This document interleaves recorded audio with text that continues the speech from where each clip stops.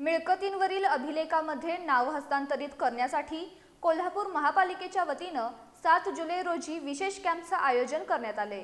हा विशेष camp Chhatrapati Tararani market इथल्या विभागीय कार्यालय क्रमांक 4 मध्ये होणार आहे। शहरातील नागरिकांनी या विशेष कॅम्पचा लाभ घ्यावा असं आवाहन करण्यात आले। कोल्हापूर शहरातील अनेक मिळकतींवर बिल्डरकडून खरेदी करूनही अथवा वारसा हक्कानं मिळकत प्राप्त होऊनही मूळ मालकाचं नाव महापालिकेच्या अभिलेखात हस्तांतरित झालं नसल्याचं निदर्शनाला आले।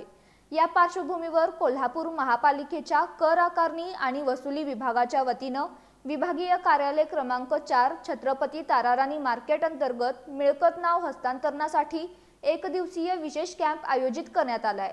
हा विशेष कॅम्प 7 जुलै रोजी विभागीय कार्यालय क्रमांक 4 छत्रपती ताराराणी मार्केट इथं होणार आहे।